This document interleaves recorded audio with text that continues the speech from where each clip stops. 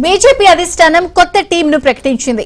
జాతీయ అధ్యక్షుడు నితిన్ నబీన్ నేతృత్వంలో పార్టీ కొత్త జాతీయ కార్యవర్గం కొలువుతీరింది.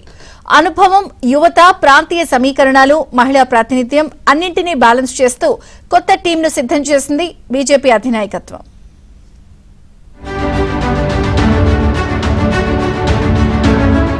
బీజేపీ జాతీయ అధ్యక్షుడు నితిన్ నబీన్ కొత్త జాతీయ కార్యవర్గాన్ని ప్రకటించారు. మొత్తం 13 మంది జాతీయ ఉపాధ్యక్షులు, 8 మంది జాతీయ ప్రధాన కార్యదర్శులు, 16 మంది జాతీయ కార్యదర్శులతో కొత్త టీంను ఏర్పాటు చేశారు.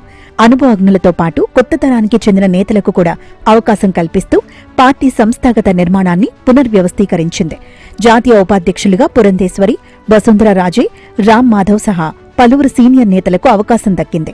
కేంద్ర మాజీ మంత్రి స్మృతి ఇరానీకి జాతీయ ప్రధాన కార్యదర్శి బాధ్యతలు అప్పగించారు.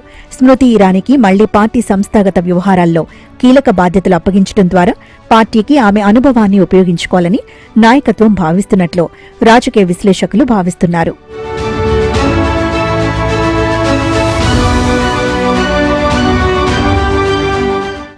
బీజేపీ కొత్త టీంలో మహిళలకు గణనీయమైన ప్రాధాన్యత లభించింది. 13 మంది జాతీయ ఉపాధ్యక్షుల్లో 6 మహిళలున్నారు. అదే సమయంలో కేరళ, పశ్చిమ బెంగాల్, ఈశాన్య రాష్ట్రాలకు చెందిన నేతలకు కీలక బాధ్యతలు దక్కాయి. ఇక తెలుగు రాష్ట్రాల విషయానికి వస్తే ఆంధ్రప్రదేశ్కు కొత్త టీంలో కీలక ప్రాధాన్యత లభించింది. పురంధేశ్వరికి జాతీయ ఉపాధ్యక్ష బాధ్యతలు దక్కడం ఏపీ బీజేపీకి ప్రాధాన్యతను చూపించే అంశంగా మారింది. అదే సమయంలో విష్ణువర్ధన్ రెడ్డికి పార్టీ జాయింట్ కోఆర్డినేటర్ బాధ్యతలు అప్పగించారు. అయితే తెలంగాణ విషయంలో మాత్రం ఈ జాతీయ కార్యవర్గం చర్చకు దారితీస్తోంది. కొత్త జాతీయ కార్యవర్గంలో తెలంగాణకు ప్రాతినిధ్యం దక్కలేదు. గతంలో జాతీయ ఉపాధ్యక్షురాలిగా ఉన్న డీకే అరుణను కూడా కొత్త టీంలో కొనసాగించలేదు. मुझे लगता है कि माननीय प्रधानमंत्री जी, माननीय गृह मंत्री जी, हमारे माननीय संतोष जी और नड्डा जी सब ने मिलकर माननीय अध्यक्ष जी के नेतृत्व में एक ऐसी टीम का गठन किया है जो सामाजिक संतुलन भी कहीं ना कहीं बना हुआ है। भौगोलिक संतुलन की दृष्टि से, अनुभव की दृष्टि से, अनुभव सत्ता की दृष्टि से भी और संगठन की दृष्टि से भी।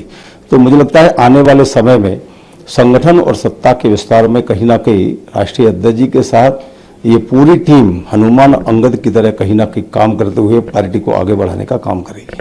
సంస్థాగత జనరల్ సెక్రటరీగా బిఎల్ సంతోష్, సంస్థాగత జాయింట్ జనరల్ సెక్రటరీగా శివప్రకాష్ కొనసాగనున్నారు. కేంద్ర కార్యాలయ ఇన్ఛార్జిగా తరుణ్ చుగ్గు బాధ్యతలు అప్పగించారు. ఓబీసీ మోర్చా అధ్యక్షుడిగా అమర్పాల్ మౌర్యను నియమించారు. అంటే ఒకవైపు కీలక రాజకీయ నేతలకు జాతీయ స్థాయి బాధ్యతలు ఇస్తూనే మరోవైపు పార్టీ సంస్థాగత యంత్రాంగంలో అనుభవజ్ఞులైన నేతలపై నమ్మకం కొనసాగించినట్లు కనిపిస్తోంది. పంజాబ్, ఉత్తరప్రదేశ్ సహా పలు రాష్ట్రాల్లో ఎన్నికలు జరగనున్న నేపథ్యంలో రాష్ట్రాల వారీగా పార్టీ బలం పెంచడం, సంస్థాగత వ్యవస్థను మరింత చురుగ్గా మార్చడం కొత్త టీం ప్రధాన లక్ష్యంగా కనిపిస్తోంది. మొత్తంగా ఎన్నికల వ్యూహానికి అనుగుణంగానే జాతీయ కార్యవర్గంలో ప్రాంతీయ సమీకరణాలకు ప్రాధాన్యత ఇచ్చినట్లు కనిపిస్తోంది.